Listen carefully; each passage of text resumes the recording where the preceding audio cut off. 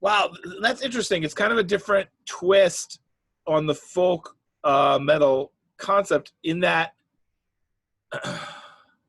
if you just listen to it without the video, like it sounds like metal. Now, I don't know a lot about Maori music. I know I've seen hakas, and it feels the vocal expression. Obviously, they're singing in Maori, right? Right. The vocal expression, it reminds me of a haka, so it may be true to their musical forms in some way, but it's very, very metal. Yes, no, for sure. Definitely. It has, obviously it uses the shell flute or horn or whatever you want to call it at the beginning. Right. In between the chorus and the bridge, they use actually, I don't know if you heard it, they used what's called a bull roar. I did. Yeah, and that kind of spinning thing that was used in Crocodile Dundee 2, which was used for communication. And when you hear it, you're like, "Wow, this should be in all metal songs." Like, exactly. Yeah. Whoa, whoa, whoa, you know. But yeah, and the lyrics, if you know, when you the lyrics are basically kind of exactly what you're seeing. It's basically the verses are describing the war, and the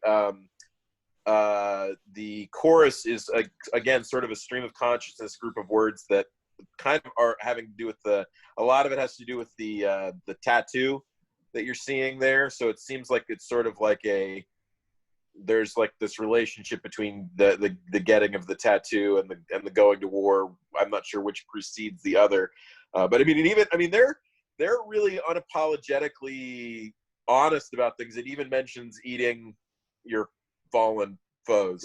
Right. I mean, it because the Maoris were were cannibals at one point in time. So I mean, it's very just kind of true to history in that regard.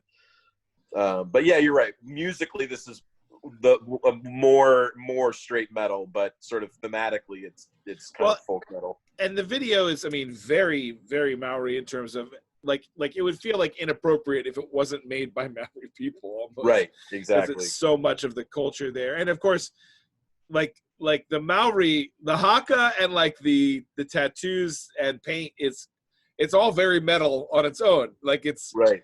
Very aggressive.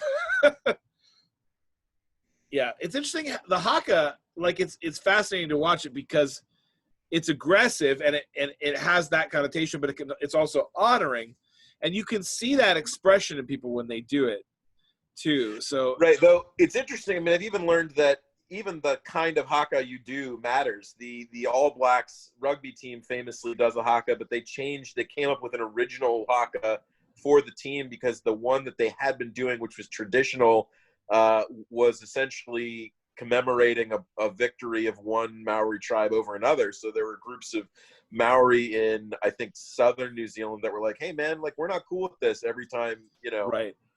It's kind of the equivalent of, well, yeah, I can't think of what an equivalent would be, but yeah, so that's just kind of, it's interesting, that it's not like they are when faced against the British, they're sort of one people, but when within their own culture, there are many, many people. Right. It's good to remember that with all indigenous peoples. Yeah. And even honestly, you said they're speaking Maori. I don't remember the name of the language, but that's not what it's called. Well, that's good to know. Yeah, I apologize for misspeaking. Yeah. They're speaking a Maori language. Sure. Okay. Yeah. Good. Yeah. Well, anyway, what's next?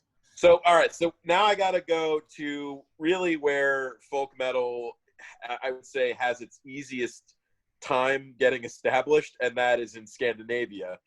And I don't know what is going on in Scandinavia that they're just like, yeah, the heavier and darker the metal, the more we're into. Maybe it's the lack of sunlight 6 months of the year. Like, I don't know what it is. It's the trolls, man. It's the trolls. It's the trolls. So we're going to Iceland, where I actually went.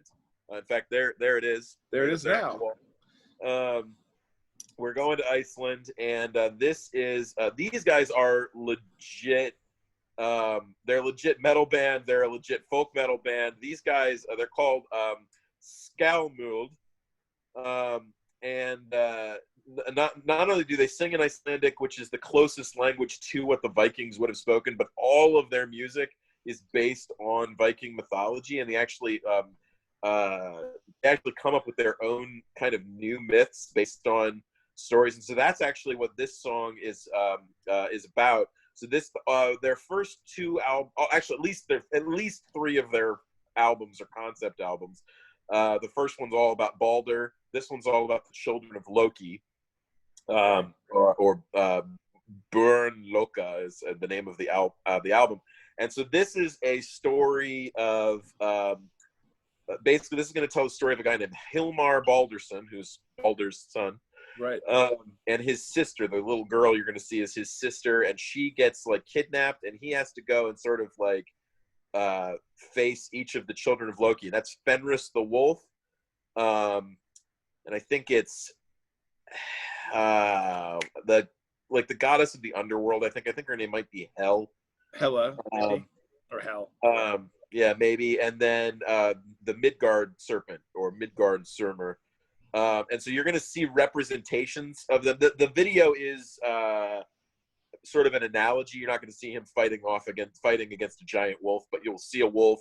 You'll see a snake wrapped around a woman's, and the woman is skeletal too. She's got like skeletal makeup on. So you have to kind of put. And then there's a fourth guy who's got a mask on, kind of a fox mask, and that's supposed to represent Loki himself. And it turns out the whole thing is a trick by Loki, and he's not really going to be able to rescue his sister, or maybe he even accidentally, like, they're both immortal, but he like kind of mortally wounds her or something. Another warning for this video: there is some entrails in this video. They're being very tasteful. Very tasteful. Clearly from a butcher shop. I mean, they're very cleaned up, Yeah. like, but that's, I think the idea is that he had something to do with these entrails or something. But it's just the whole thing is super, super just like kind of what fantasy metal is all about. Right. Like, it's very fantasy metal on top of it. But this is probably my favorite band from the folk metal bands that I've been listening to. I've very much enjoyed it. They have a whole album that's just like the S&M album by Metallica, where they played basically their first two albums with the Icelandic Symphony. And it's just fantastic stuff to listen to. Well, color me intrigued. Let's check it out.